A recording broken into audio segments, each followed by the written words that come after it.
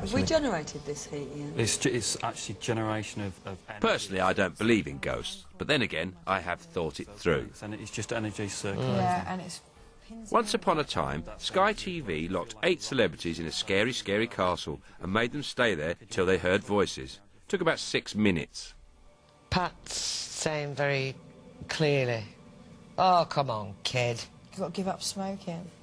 Everything's going to be all right. Come on." Pat Phoenix was a Coronation Street legend who died of lung cancer aged 62. That's what life's for, no. enjoying. I'm getting that you've got to give up smoking. Sorry, but... Not from Pat, ever. I don't think she's talking to Pat Phoenix.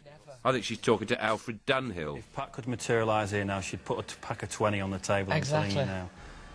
Well, I'm seeing something. That's true. OK, it's all right.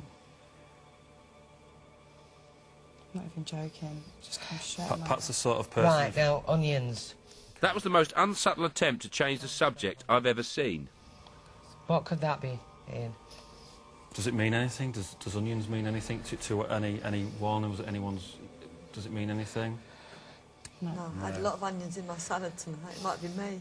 In the old days, they would have been burnt as witches. Just ask where the message is going to. And sometimes I think we let go of these old traditions too easily. Who do you feel most drawn to? I don't know. OK, ask for something else with the onions. Hot dog, sage, cheese. There's loads of things you could have. This is like Ready Steady Cook.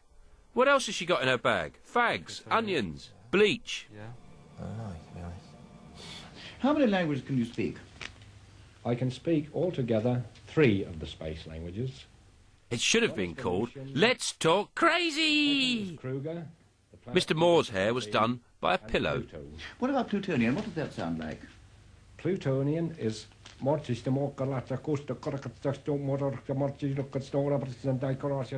know they had horse racing on Pluto. How did you learn these languages? These languages have been a gift sent from me from the actual people by Rays. And even Ray Parlour, Ray Clements, Ray Mears, Ray Reardon, all the Rays. To help me. By some mental process or some mechanical process? No, it's by some mechanical process. Not mental, then. I can't tell you how it's done. What about Martian? Martian, I don't know much about their language. Although I've heard so much about them, I've never been in contact with them. You haven't actually been to any other planets yourself? No, not yet. Who drew that picture, did you? No, a lady done this for me, of the name of Mrs. Giel. And where do these people actually come from? They come from the second planet from the sun Kruger, 60b. Next door to her at 60A. Speaking these languages, I believe you can also write them. I recognise that uniform. It's Qantas. Could we see an example of their writing, do you think? Yes, certainly.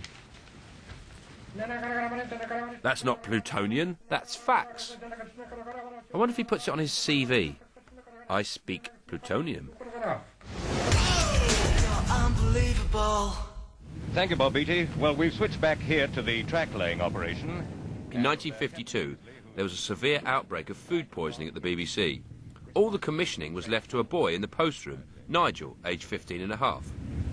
Well, now for the big moment. Sadly, they couldn't do his first few ideas. Dinosaur death plunge, cowboy sweet shop gunfight and exploding toads. Live. This is the genuine thing. But they went big on his next show. Train death, crash pile-up, frenzy disaster. Destruction. Down the line, others are readying to destroy a train by demolition of the permanent way. And this is really the highlight of this particular visit to Longmoor. This is the Longmoor train crash, the first and only live train crash on television. Forget Strictly Come Dancing, this is what used to pass for Saturday night entertainment. Wreck a train. Now, this is the genuine thing. There's no trick photography about it. Sadly. But a 100-ton locomotive nosediving to destruction. The purpose, entertainment. And here she is, with Bob Beattie alongside her. The result, undertainment. Merlin, of the King Arthur class. Now, she faces her last journey, her last mile. Because tonight, Merlin is going to die. Die not meanly in a, as one might expect, in a breaker's yard, but gloriously in the service of the British Army. I hope Merlin finds that reassuring. I'm not sure it would do for me. For tonight, Merlin provides a realistic exercise in sabotage. Nigel wanted to do the commentary, but he was so excited he could only squeak. Goodbye, Merlin. Goodbye, old girl. Bye.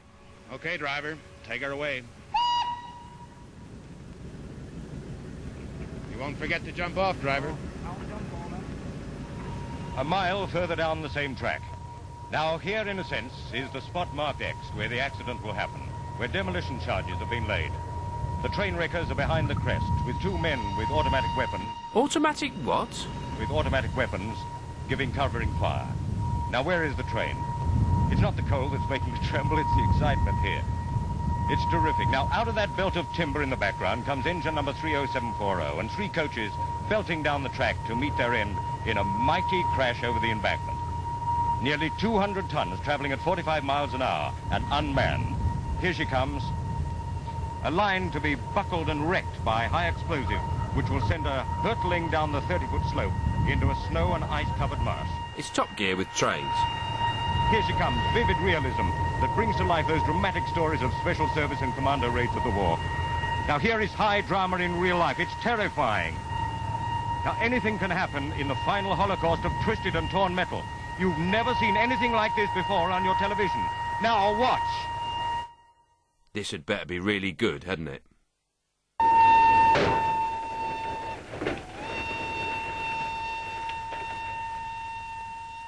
The entire nation unified by... I've caused more damage to trains by flushing the toilet when it's at the station. What a grand old lady.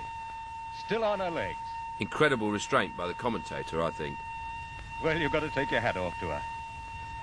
Great heavens, what a fantastic sight. Still blowing a whistle. Yeah, but not quite the orgy of twisted metal we've been promised. Nigel was very disappointed.